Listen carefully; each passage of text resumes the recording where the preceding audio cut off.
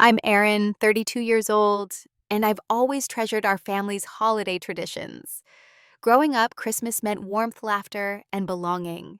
After 3 years away building my journalism career, I decided to surprise my family with a cross-country trip home, arms filled with thoughtful gifts. Nothing prepared me for my mother's cold eyes as she opened the door and said words that shattered my heart. "You weren't invited. This is for real family." Before I share my story, let me know where you're watching from and subscribe if you've ever felt the sting of family rejection. Growing up in our small Minnesota town family meant everything to me. Our house wasn't fancy, but it was filled with love and laughter, especially during the holidays, when Dad would string lights everywhere, and Mom would bake her famous cinnamon rolls that filled every corner with their sweet, comforting aroma. My father, James, was my greatest supporter. A high school history teacher with kind eyes and an infectious laugh, he encouraged my love for writing from the moment I could hold a pencil. "Words have power, Erin," he'd say. "They can change the world." He'd sit with me for hours, helping with homework, discussing books, and dreaming about my future. When I won my first writing contest in 5th grade, Dad framed my story and hung it in the living room, proudly showing it to everyone who visited. My relationship with my mother, Diana, was more complicated. She ran her household like she ran her successful interior design business, with precision, high standards, and little room for error. Nothing I did ever seemed quite good enough. If I brought home an A-, she'd ask why it wasn't an A+. If I cleaned the kitchen, she'd point out the spot I missed.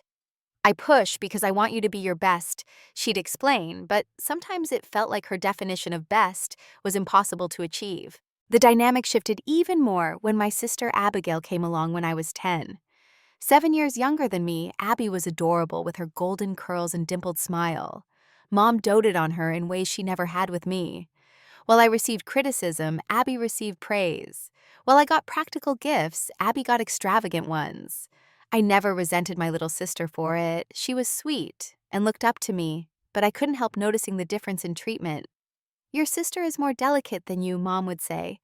"You're strong like your father." At the time, I took it as a compliment.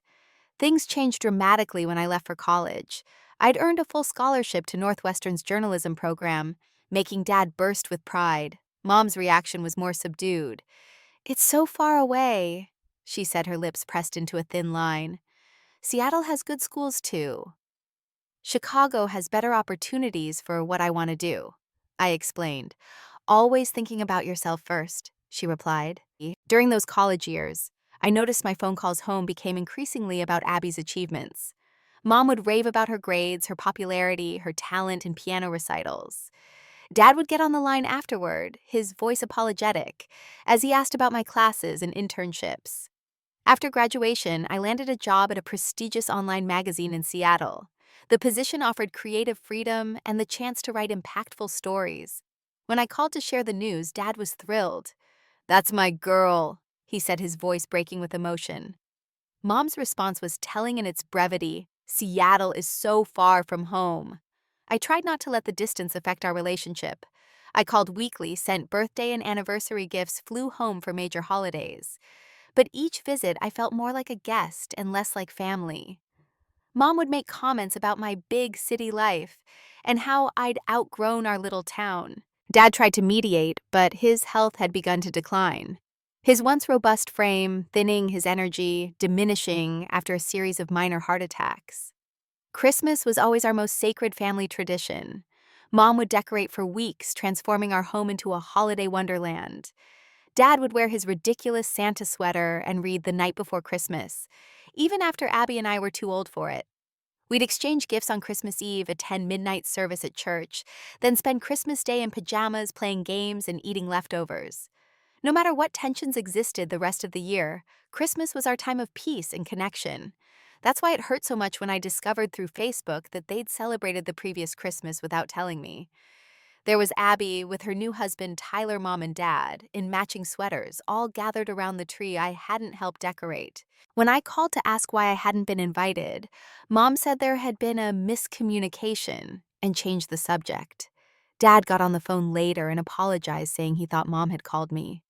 "Next year will be different," He promised, his voice sounding weaker than I remembered. I tried to believe him, but the growing distance felt intentional, at least on my mother's part.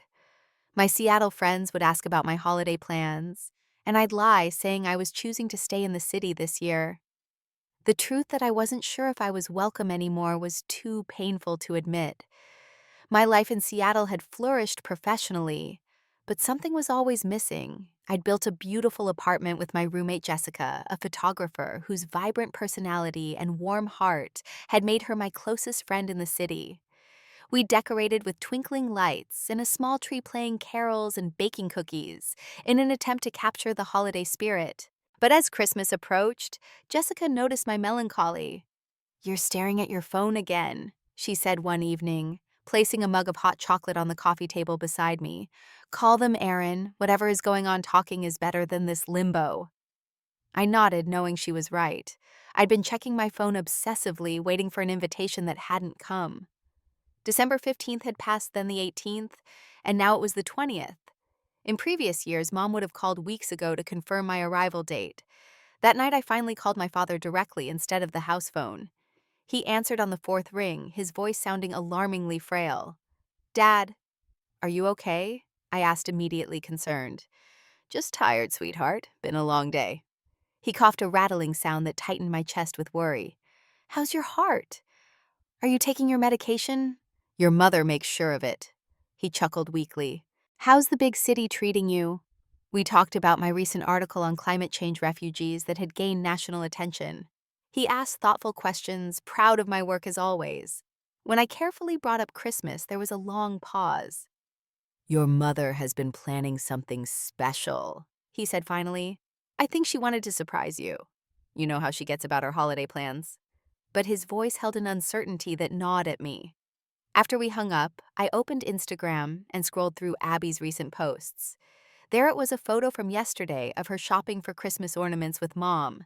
The caption read, "Annual pre-Christmas shopping with Mom. Can't wait for our family gathering next week." Our family gathering. Not a mention of me. I closed the app and went to my bedroom, pulling out the storage box from under my bed. Inside were family photos I'd collected over the years.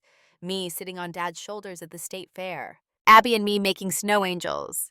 Mom teaching me to bake her famous cinnamon rolls flour, dusting both our noses, one of the rare moments of uncomplicated joy between us. The four of us in front of the Christmas tree year after year. The most recent from 3 years ago, the last Christmas I'd spent at home before work commitments and subtle discouragement from Mom had kept me away. Something broke inside me as I stared at our smiling faces. I couldn't be erased from this family without fighting for my place in it. I deserved to know why I was being pushed away. And Dad, what if his health was worse than he was letting on? What if this was our last chance for a Christmas together? I made my decision in that moment. Jessica found me booking flights on my laptop. "You're going home," she stated, seeing my determined expression. "I'm going home," I confirmed, "even if I'm not invited." "What about the Henderson article? It's due right after Christmas." "I'll finish it on the plane and send it from Minnesota. Mark gave me that new laptop for a reason." The next morning, I called my editor and explained the situation. Mark was understanding as always. "Family comes first, Erin. The story will be there when you get back." With that obstacle cleared, I threw myself into preparations. I shopped for gifts with careful thought: leather gloves for Dad, in the exact shade of brown he always admired but never bought for himself. A rare first edition of Abby's favorite childhood book. Crystal candlesticks for Mom that matched her dining room decor perfectly. For Tyler, Abby's husband, whom I'd only met twice, I found a high-end fishing tackle box based on Abby's mentions of his new hobby. I wrapped each gift with extra care, writing heartfelt cards that expressed my love without accusation or bitterness. Whatever had caused this rift, I was determined to approach it with maturity and open-heartedness. The journey from Seattle to Minnesota in December was exhausting. Delayed flights due to snowstorms, a missed connection in Chicago, finally arriving in Minneapolis, and renting a car to drive the final 2 hours to my hometown. During the entire trip, I rehearsed what I would say, how I would react to different scenarios, how I would stay calm if Mom was cold, how I would connect with Abby despite the wedge between us. Jessica texted throughout my journey, "On the plane yet, landed safely. Remember whatever happens you tried. That's what matters. Text me the second you get there." Her support warmed me as I drove through increasingly familiar territory. The landscape of my childhood emerged with each passing mile, the lake where we ice skated every winter, the diner where Dad took me for pancakes after Saturday morning hockey practice, the high school where he taught and I learned. Christmas decorations adorned nearly every house in town, twinkling defiantly against the early darkness of winter. I drove slowly down my parents' street, my heart pounding as their house came into view. The same multicolored lights Dad always insisted on, despite Mom's preference for the more elegant white ones. The wreath on the door that Mom refreshed with new ribbon each year. The snowman flag that Abby and I had given them for their anniversary a decade ago. It looked exactly as it always had during Christmas, welcoming warm like home. I parked a few houses away, suddenly nervous about the surprise. What if this was a terrible idea? What if my presence ruined everyone's holiday?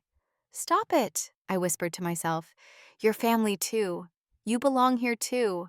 With that affirmation, I gathered the carefully wrapped gifts from the trunk, took a deep breath of crisp winter air, and walked up the snow-covered path to my childhood home. The sound of laughter and Christmas music floated through the front door as I stood on the porch, my arms full of packages, snowflakes landing softly on my hair. Through the frosted glass, I could see the glow of the tree and moving shadows of people inside. My family just inches away. My hand trembled as I pressed the doorbell. The familiar chime sent a wave of memories washing over me, rushing to answer it as a child hoping for neighborhood friends, greeting relatives on holidays, sneaking in after curfew, and trying to enter silently to avoid that telltale sound. The music inside lowered. Footsteps approached. I straightened my posture and fixed a hopeful smile on my face. The door swung open, and there stood my mother. For a split second, her face held the pleasant expression of someone greeting an expected guest. Then her eyes met mine, and her features transformed. The smile vanished, replaced by a cold mask I barely recognized. Her posture stiffened as she blocked the entrance. "Erin," she said, my name sounding foreign on her lips. "What are you doing here?" Before I could answer, she continued, her voice dropping to ensure those inside wouldn't hear. "You weren't invited. This is for real family." The words hit me like physical blows. Real family, as if I was somehow false counterfeit and imposter. Behind her, I caught glimpses of the scene inside. The dining table set with Mom's best china. Dad in his favorite chair by the fire, looking alarmingly thin, but smiling at something Abby was saying. My sister laughing, her hand resting on her slightly rounded belly, pregnant. When had that happened? Tyler stood nearby refilling wine glasses. A complete family tableau without me. Dad looked toward the door, squinting to see who had arrived. When he recognized me, his face registered shock, then joy, then concern, as he noted Mom's rigid posture. He tried to stand, gripping the armrest for support. "Is that Erin?" I heard him call, his voice weaker than I remembered. Mom didn't turn around. "No one important," she answered loudly. Then to me, in that same low-cutting tone, "You abandoned us for your career. You can't just show up when it's convenient and expect to be welcomed." "Mom, please," I whispered, fighting to keep my voice steady. "I didn't know about the gathering. I wanted to surprise everyone. I've missed you all so much." "Missed us." She gave a short, humorless laugh. "You have a funny way of showing it. 3 years, Erin. 3 Christmases you chose your precious articles over family." "That's not true. Last year you told me you were all going to Aunt Linda's in Florida. I offered to fly there, but you said not to bother. Because we knew you wouldn't really come. You always have an excuse at the last minute. Work emergencies, deadlines. We're tired of the disappointment." Behind her, Dad had managed to stand. "Diana, who is it?" he called again, taking a few unsteady steps forward. Mom's eyes flashed with something warning fear. She turned slightly. "Just a delivery person with the wrong address. I'll handle it." She faced me again. "You should leave. Go back to Seattle. We're doing fine without you." Her eyes dropped to the gifts in my arms. "We don't need your guilt presence. Mom, I tried one more time, my voice breaking. It's Christmas, please. For a moment, something flickered across her face, doubt perhaps or regret, but it hardened just as quickly. Merry Christmas, Aaron. Have a safe flight back. The door closed firmly. Not slammed. My mother was too controlled for that, but decisively shut. Final. I stood frozen on the porch as snow continued to fall, the cheerful packages in my arms now absurd in their bright paper and ribbons. Through the door, I heard Dad asking questions, Mom's dismissive responses, and then the music volume increasing again, drowning out whatever might have followed. Tears blinded me as I turned away. I stumbled down the steps, nearly falling on the icy path. The rejection was so absolute, so deliberate. This wasn't a miscommunication or an oversight. I had been purposefully excluded from my family. As I reached the sidewalk, a sob escaped me, the first of many. I leaned against a tree, no longer caring about the cold seeping through my coat or the snow dampening the carefully wrapped presents. Everything I'd planned, all my hopes for reconciliation, shattered in an instant by 9 cruel words. You weren't invited, this is for real family. With nowhere else to go and no strength to drive yet, I wandered through the neighborhood past houses glowing with the warmth I'd been denied. The weight of the gifts became unbearable, so I placed them carefully in the trunk of my rental car, then continued walking, barely noticing the direction my feet took me. The biting Minnesota cold eventually drove me toward shelter. I found myself outside Annie's diner, its neon sign glowing through the swirling snow. It was Christmas Eve, and I was surprised to find it open, though the nearly empty parking lot suggested they'd be closing soon. I pushed open the door, the familiar bell jingling overhead. The scent of coffee and apple pie wrapped around me like an old friend. This place had been a constant throughout my childhood, where Dad brought me after I lost the spelling bee in 4th grade, where I studied for AP exams during high school, where I had my first real date with Brian Mitchell before the homecoming dance. "We're closing in 20 minutes, honey," called a voice from behind the counter. I looked up to see Mrs. Henderson, my former English teacher, now in her 60s, but still with the same kind eyes and no-nonsense demeanor. She'd apparently taken a retirement job at the diner. Recognition dawned on her face. "Aaron Maxwell, is that you?" I nodded, unable to speak past the lump in my throat. She took in my tear-streaked face, snow-dampened clothes, and general air of devastation. Without another word, she poured a cup of coffee and set it at the counter. "Sit, drink, then we'll talk." I obeyed, wrapping my frozen fingers around the warm mug. The diner was empty except for an elderly couple in the far booth finishing their pie. "I thought you were in Seattle now," Mrs. Henderson said, keeping her tone conversational, as she wiped down the counter. "Margaret at the pharmacy mentioned seeing your byline in a magazine. Something about climate change." "Yes?" I managed. "I'm a senior writer for the Western Voice now." "Always knew you'd do something important with that talent." She studied me as I sipped the coffee. "Not to be blunt, but you look terrible, and you're here alone on Christmas Eve." What happened? The simple question broke the dam. Words poured out of me, the growing distance with my mother. The rejected homecoming, the door literally closing in my face. Mrs. Henderson listened without interruption, occasionally nodding or shaking her head. When I finished, she sighed deeply. "Your mother was always a complicated woman. Brilliant at design, generous with the community. But Lord, that woman can hold a grudge." She patted my hand.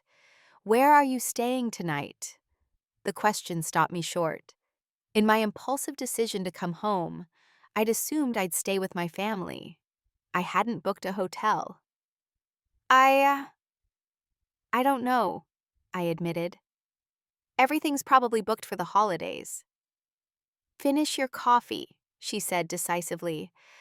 "I need to close up and then you're coming home with me. I've got a spare room and no one should be alone on Christmas Eve, especially not after what you've been through." I started to protest, but she waved me off. "My kids are with their families in Minneapolis this year. I'm driving up tomorrow afternoon. Until then, I'd welcome the company."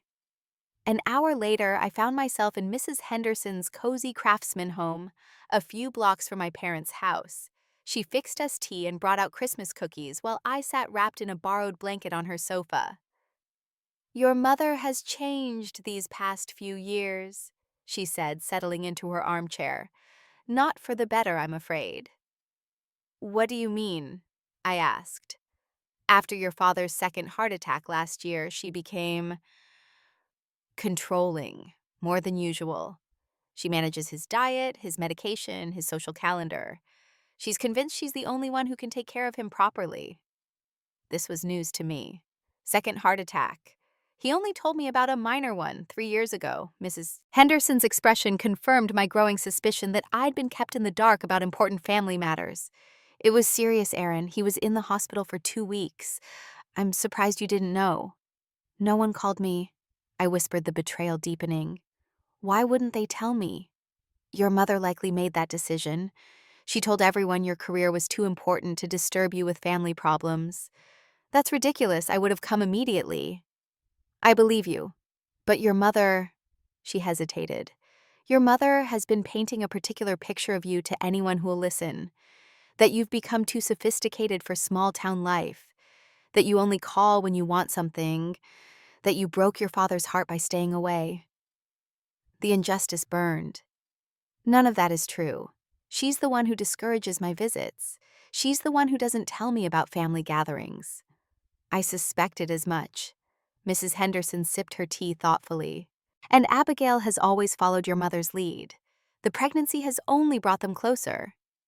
I didn't even know Abby was pregnant. I said, the hurt of being excluded from such significant news hitting me anew. About 5 months along, due in April, I believe. I would have been an aunt, and no one had bothered to tell me. My phone buzzed with a text from Jessica. Did you make it? How did it go? I typed back. Disaster. Mom turned me away at the door. Staying with my old teacher tonight. We'll explain more later. Her response was immediate. What a witch, I'm so sorry. Call if you need to talk, no matter the time. Mrs. Henderson offered me her guest room, a tidy space with a comfortable bed and handmade quilt.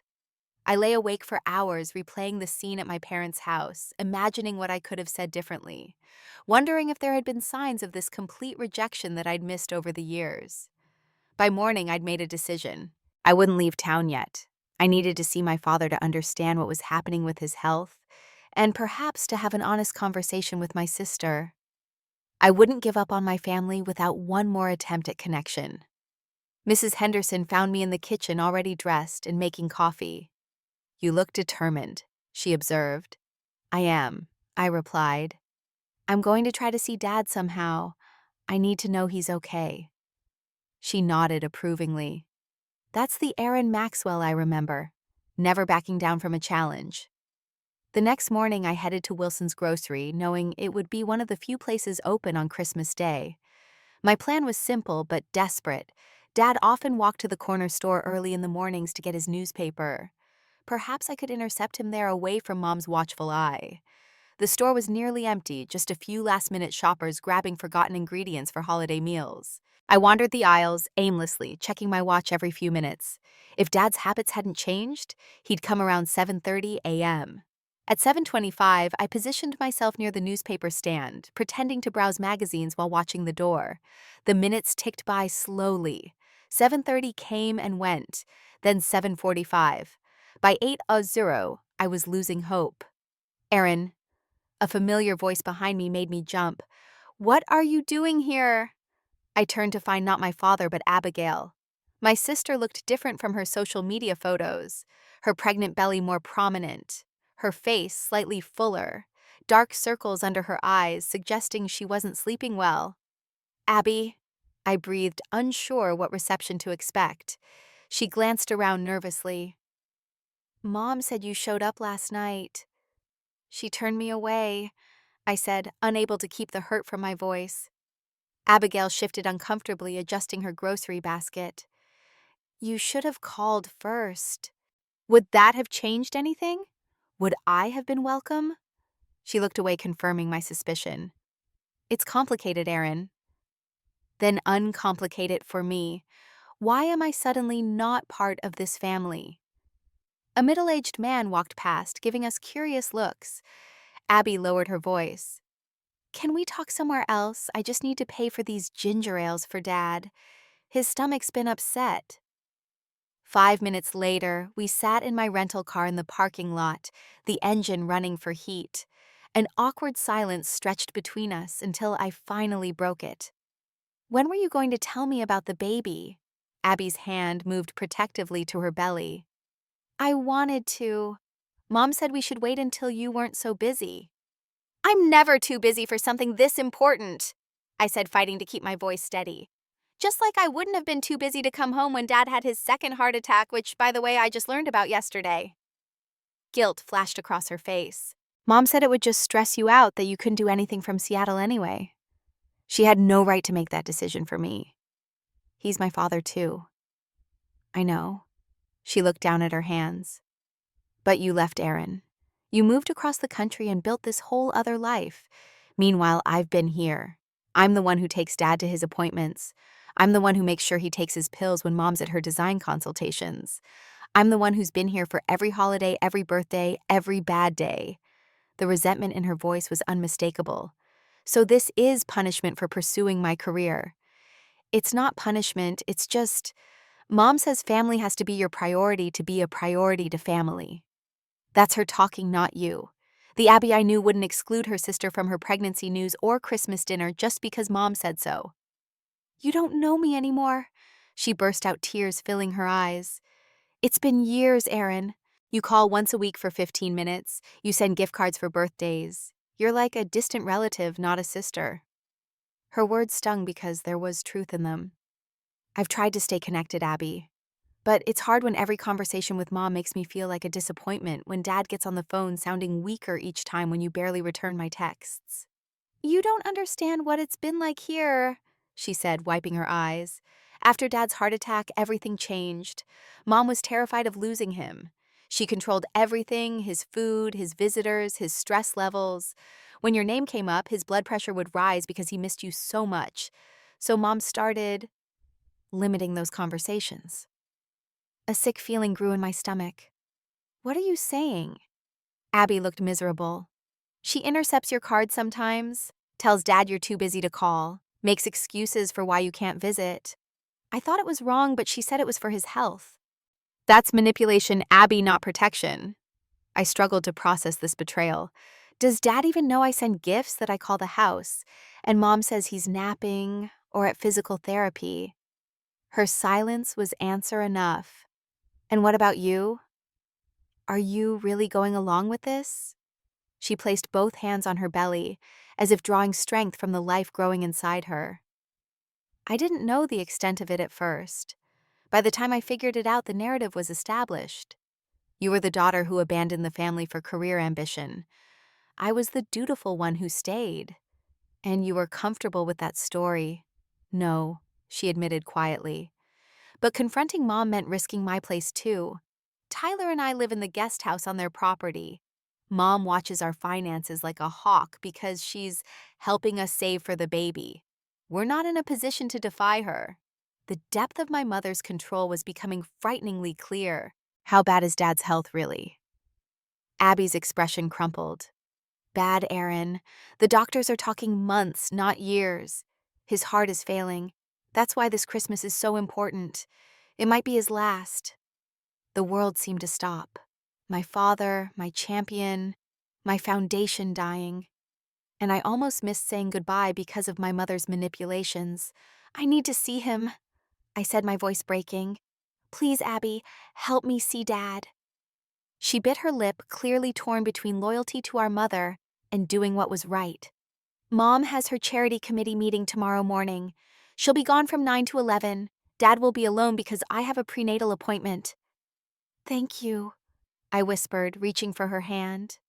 She let me take it, a small reconnection in the midst of our fractured family. "I'm sorry, Aaron," she said, fresh tears falling. "I should have stood up to her. I should have told you the truth." "We've both made mistakes," I acknowledged. "But we can start fixing them now." As Abby prepared to leave, she hesitated with her hand on the door handle. "There's something else you should know. Dad asks about you. All the time. When Mom's not around, he shows me your articles that he secretly prints from the library computer. He keeps them in a folder in his nightstand. He's so proud of you, Aaron. He never stopped being proud of you." That night back at Mrs. Henderson's house, I couldn't sleep. My father was dying. My mother had systematically cut me out of the family. My sister had been complicit through fear and manipulation. Tomorrow, I would see Dad. But what would I say? How could I convey all my love, hurt, and regret in one brief stolen visit?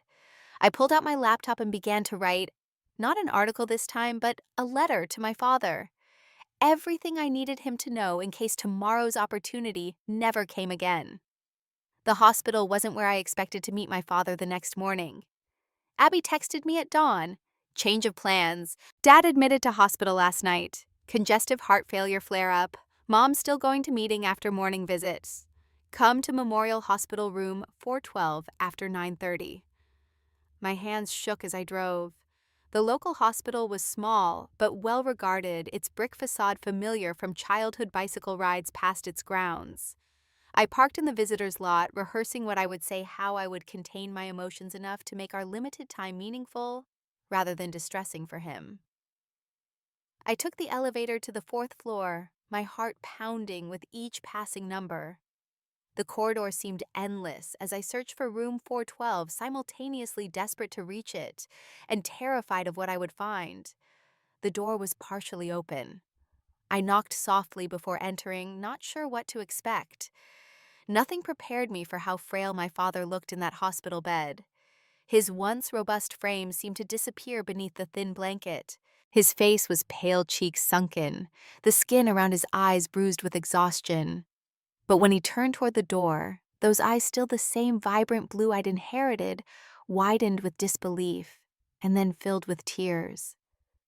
"Aaron," he whispered, as if afraid speaking too loudly would make me vanish. "Is it really you?" "It's me, Dad." I moved to his bedside, taking his hand thinner than I remembered, the skin papery against mine. "I'm here." He reached up with his free hand to touch my face, his fingers trembling. "My beautiful girl, you came home." "Of course I came." I couldn't stop my own tears.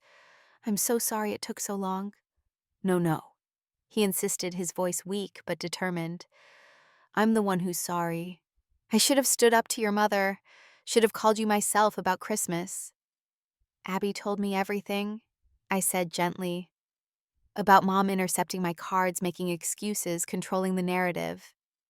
He closed his eyes briefly, pain crossing his features. "I suspected, but I didn't want to believe it.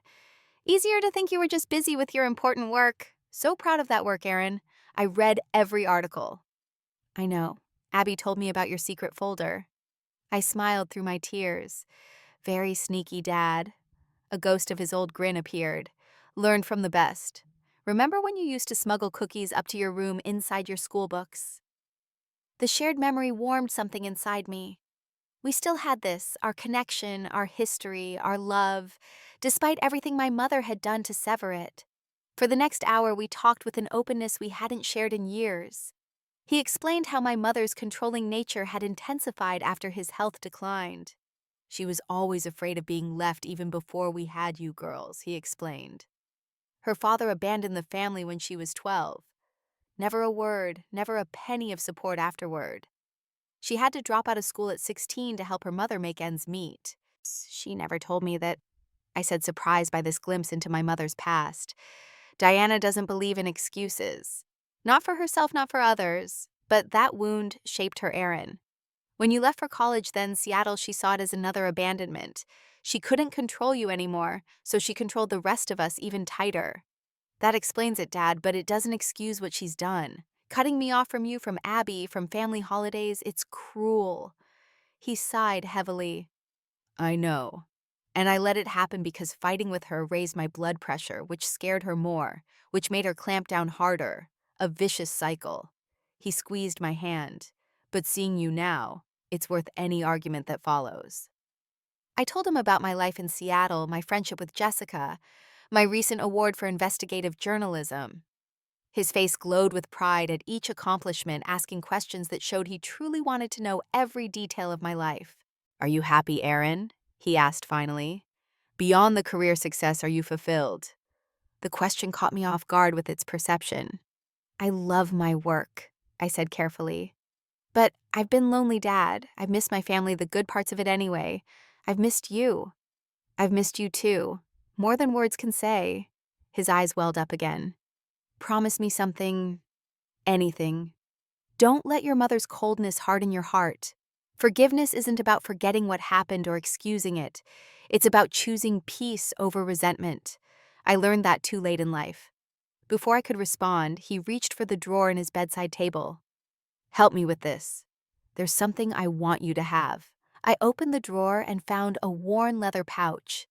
Inside was his pocket watch, the antique timepiece his father had given him that his father had received before him, a family heirloom passed through generations. Dad, I can't take this. It should go to your grandson when Abby has her baby. He shook his head firmly. Abby's child will have plenty of connections to this family. You need this reminder that you've always belonged, that time doesn't diminish what's most important. He closed my fingers around the watch. Besides, I want you to have a piece of me with you in Seattle. Something to remember that you're always on my mind, even when we're apart. I clutched the watch, overwhelmed by the gesture. I'll treasure it always. We talked until his eyelids grew heavy, exhaustion catching up with him. As he drifted towards sleep, he murmured, "Try with your mother, Erin. One more time. Not for her sake, but for yours. Carrying anger is too heavy a burden for my bright girl." I kissed his forehead as he fell asleep, the steady beep of monitors, the only sound in the room. I sat beside him, memorizing his face, fearing it might be the last time I saw him peaceful, the last time I saw him at all. A soft knock at the door announced Abby's return. She entered cautiously, relief washing over her face when she saw us together. "How is he?" she whispered, moving to his other side. "Tired, but we had a good talk," I replied. "Thank you for making this happen." She nodded, tears in her eyes. "It's what he needed, what you both needed." She glanced at her watch. "Mom will be back soon. You should probably go." I stood reluctantly, every part of me wanting to stay. "Will you keep me updated on his condition? The real updates, not the sanitized version." "I promise." She hesitated, then added, "And I'll send ultrasound pictures of the baby, if you want them." "I'd love that." Impulsively, I rounded the bed and hugged her, feeling the swell of her belly against me, the physical evidence of life continuing despite all our family's brokenness. After a moment's hesitation, she hugged me back. "I've missed you, big sister," she whispered. "I've missed you too." I pulled back to look at her. "We'll find a way through this, Abby. For Dad, for your baby, for us." As I slipped out of the hospital room, I felt something I hadn't expected when I first arrived in town: hope. A fragile, tenuous hope, but present nonetheless. But one conversation remained the most difficult one. It was time to confront my mother. I chose St. Margaret's Church for our meeting, neutral ground, with personal significance. I'd been baptized there, had attended Sunday school in its classrooms, had played Mary in the Christmas pageant when I was 9. My mother couldn't easily make a scene in a place she considered sacred, regardless of how rarely she attended services now. I sent her a text message that morning. "I know about Dad's condition. I've seen him. We need to talk. St. Margaret's, 2 p.m. Please come alone." No response came, but somehow I knew she would appear. Diana Maxwell never backed down from a confrontation, especially one she believed she could control. I arrived early, sitting in a back pew of the empty sanctuary. Afternoon light filtered through the stained glass windows, casting jeweled patterns across the worn wooden floors. I ran my fingers over my father's pocket watch in my coat pocket, drawing strength from its solid presence. At precisely 2 the heavy church door opened. My mother entered, impeccably dressed as always in a camel coat and burgundy scarf, her silver-streaked hair pulled into a perfect chignon. Her expression was carefully neutral as she spotted me, her posture rigid as she walked down the aisle. She sat in my pew but left considerable space between us. "You shouldn't have gone behind my back to see your father," she said without preamble. "You shouldn't have kept his condition from me for years," I countered, determined to match her calm tone despite the anger simmering beneath my words. "You shouldn't have intercepted my cards and gifts. You shouldn't have lied to him about my calls. You shouldn't have shut the door in my face on Christmas Eve." Her lips thinned. "I was protecting him. Your absence upset him. It raised his blood pressure, which his heart can't handle. My absence, or the story you created about my absence? I asked. Dad told me he reads all my articles, that he keeps them in a folder, that he's proud of me. That doesn't sound like a man upset by my career choices. James always coddled you, she said dismissively. Even when you disappointed him, he made excuses. Is that what you told yourself to justify cutting me out of his life while he's dying? That I disappointed him? That I abandoned the family? I took a deep breath, reminding myself of my purpose. I'm not here to fight Mom. I'm here to understand why you've worked so hard to erase me from this family. Something flickered across her face. Discomfort, perhaps even shame, before the mask slipped back into place. You did that yourself when you chose Seattle over Minnesota, career over family. Why does it have to be either or? Why couldn't I have both? Because that's not how family works. The words burst from her with surprising force. Family means being present. It means sacrificing. It means putting others first. Your father gave up a professorship at the University of Chicago to stay in this town because my design business was here. I turned down a partnership in Minneapolis because he loved teaching at the high school. That's what family does. And I was supposed to give up my dreams to prove I loved you all. I asked, genuinely trying to understand her perspective. You were supposed to consider us when making your decisions. You were supposed to care how your choices affected the people who raised you. I could see her hands trembling slightly, the only outward sign of emotion she allowed herself. I did consider you. I called. I visited when I could. I sent gifts. I sent. I tried to include you in my life by sharing my articles and stories, but nothing was ever enough. Because you weren't here. For the first time, her voice cracked. When your father collapsed in the backyard, you weren't here. When he spent 2 weeks in the hospital, you weren't here. When he needed specialized medication we could barely afford, you weren't here. When Abigail needed help planning her wedding because I was juggling your father's care and my business, you weren't here. The raw pain in her voice stunned me. You never told me about any of that. How could I help with situations I didn't know existed? I shouldn't have had to ask. A daughter who cared, would have known, would have checked, would have been present enough to see what was happening. That's not fair, I said quietly. You're punishing me for not being psychic. She looked away, visibly struggling to regain her composure. The church's silence enveloped us, the only sound the distant ticking of the old clock in the vestibule. Why did you come back now? She finally asked. After all this time, because despite everything, you're my family. Because I miss Dad and Abby, and yes, even you, Mom. Because I wanted to understand why things had become so broken between us. And now you think you understand. Her tone was skeptical. I'm beginning to. You were scared of losing Dad. You felt abandoned when I moved away. You needed someone to blame for the pain you were feeling, and I was the easiest target because I wasn't here to defend myself. She stood abruptly, turning away from me. For a moment I thought she was leaving, but she merely walked to the nearest stained glass window, staring up at its depiction of the prodigal son's return. You always thought you knew everything, she said, her back still to me. Always so certain of your assessments, your judgments, just like your father. I joined her at the window, careful to maintain some distance. I don't claim to know everything, Mom, but I know I love this family imperfect as it is. I know Dad is dying and we're wasting precious time with this feud. I know Abby is having a baby who deserves to know their aunt. To my astonishment, I saw tears sliding down my mother's cheeks. In 32 years, I could count on one hand the times I'd seen Diana Maxwell cry. I was so angry when you left, she whispered. You were supposed to take over the family business someday. We had it all planned. Then you announced journalism school in Chicago like our plans meant nothing. You never once asked what I wanted, I said gently. Never once mentioned this plan to me until after I'd made my decision. Because it should have been obvious family businesses passed to the next generation. That's how it works. Not always, Mom.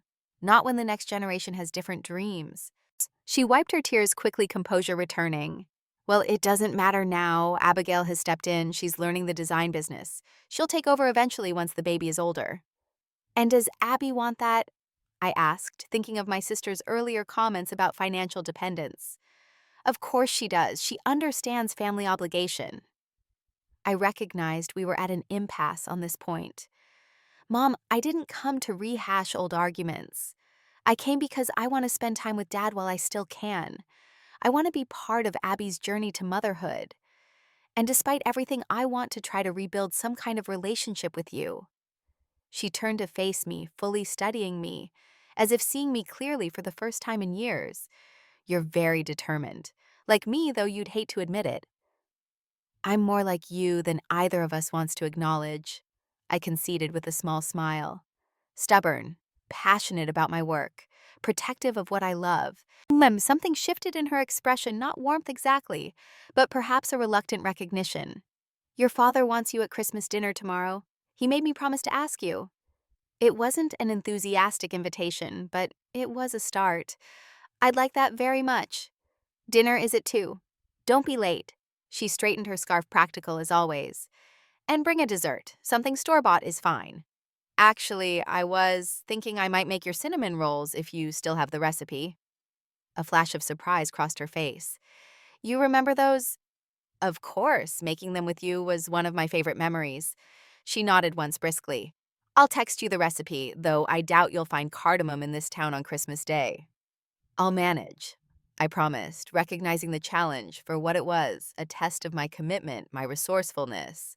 As she prepared to leave, I took a risk and asked, Mom, what is it that you're most afraid of? She paused, hand on her purse, looking older suddenly in the colored light from the windows. Being left behind, she said simply. Everyone leaves eventually. Your grandfather, your father soon. You already did. I left home, Mom. I didn't leave the family. There's a difference. Perhaps, she conceded. We'll see if you still feel that way when your fancy magazine offers you an assignment in Europe or Asia. Even if I travel for work, I'll always come back. That's what family means to me. She didn't look convinced, but she didn't argue further. With a nod that somehow communicated both acknowledgement and dismissal, she walked back up the aisle and out of the church, leaving me alone with the colored light and the first fragile bridge across our divide. That evening, my phone chimed with a text message. The cinnamon roll recipe sent without comment.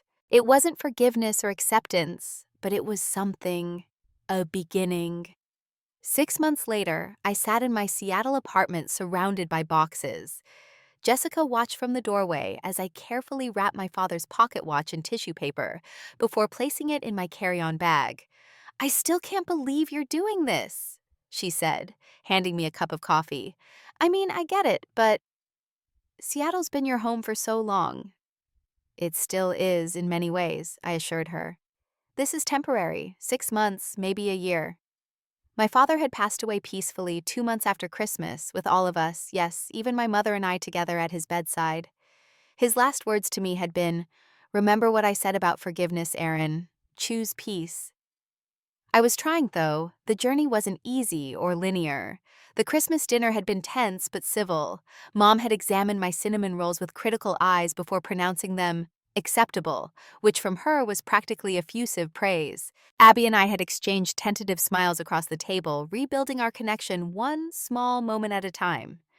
After Dad's funeral, I'd returned to Seattle, but something had shifted inside me. When my editor offered me the opportunity to write a series on family dynamics across America, a project that would require extensive travel, but could be coordinated from anywhere I made my decision. Minnesota isn't exactly known for its mild winters, Jessica reminded me, looking skeptical. I grew up there. Remember, I own thermal underwear. I sealed another box of books. Besides, Abby's due date is next week. I want to be there when my niece arrives. And your mother. You really think living 20 minutes away from her is going to help your relationship? It was a fair question. Diana Maxwell hadn't suddenly transformed into a warm, demonstrative mother. Our weekly phone calls still held moments of tension, her tendency to criticize still evident. But there were changes, too small ones, but significant. She's trying Jess, in her own way. She helped find me that rental house near the lake. She's invited me to collaborate on the renovation project for Dad's study. Translation-free design consultation, Jessica said dryly. Probably, I admitted with a laugh. But also an olive branch. For my mother, sharing her work is sharing part of herself. The move wasn't just about my mother, though. It was about Abby and her growing family, about honoring my father's memory, about reconnecting with a community I'd forgotten I missed. And yes, about continuing the difficult work of forgiveness, not for my mother's sake, but for my own, as Dad had urged. Well, at least you're keeping your apartment here, Jessica said, sitting down amid the boxes. Promise you'll actually use it when you visit. Where else would I stay? Though I'll miss having you as a roommate. The feeling's mutual. She hesitated. You know what's weird? I kind of admire what you're doing. Going back to fix things instead of just writing them off. Most people wouldn't bother. I thought about the article series I was researching, Families Fractured and Healed, the complicated ways we hurt and help each other. I'm learning that family is both the most resilient and most fragile bond we have. It can withstand incredible strain, but it can also break if neglected. Very profound. You should put that in your article. Maybe I will. The next morning, as my flight to Minneapolis took off, I found myself thinking of all the times I'd made this journey feeling dread or resignation. This time was different. I wasn't naive enough to expect perfect resolution or a completely transformed relationship with my mother. There would still be difficult days, misunderstandings, old patterns reasserting themselves. But I was no longer the same person who had stood on that snowy porch with packages in my arms, devastated by rejection. I had spoken my truth, set boundaries, offered forgiveness without requiring perfection in return. I had found the strength to try again without surrendering my sense of self. As the plane banked east, I took out Dad's pocket watch, running my thumb over its worn surface. Time passes, people change, families evolve. Some wounds never fully heal, but we learn to live with the scars, to find meaning in them, perhaps even beauty. The holiday season would come around again. There would be an empty chair at the table, a space that couldn't be filled. But there would also be a high chair for my niece, new traditions forming alongside cherished old ones, the family reshaping itself around both loss and growth. I closed my eyes, picturing the lake house waiting for me, imagining the nursery I would help Abby decorate, even envisioning potential peace with my mother. Not because she would suddenly transform into the mother I had always wanted, but because I had finally realized I could love her, as she was complicated, difficult, but mine. Home wasn't just a place. It wasn't even just people. It was the courage to keep showing up, to remain open to connection despite the risk of pain. It was choosing again and again to believe that love, imperfect as it might be, was worth the effort. I had stood on the threshold once, hearing those cruel words, "You weren't invited, this is for real family." Now I understood that I didn't need an invitation to claim my place. Real family wasn't about perfect harmony or unwavering acceptance. It was about the willingness to work through the hard parts, to find your way back to each other, despite the detours. As the plane headed east toward Minnesota, I wasn't just going back. I was moving forward, carrying the wisdom my father had given me. Forgiveness isn't about forgetting what happened. It's about choosing peace. Have you ever had to make peace with family members who hurt you deeply? What helped you heal those relationships? Share your experiences in the comments below. If this story resonated with you, please subscribe to hear more stories about family dynamics and healing. Like and share if you know someone who might need to hear this message of reconciliation and hope. Thank you for listening to my journey, and remember, sometimes the bravest thing we can do is try again.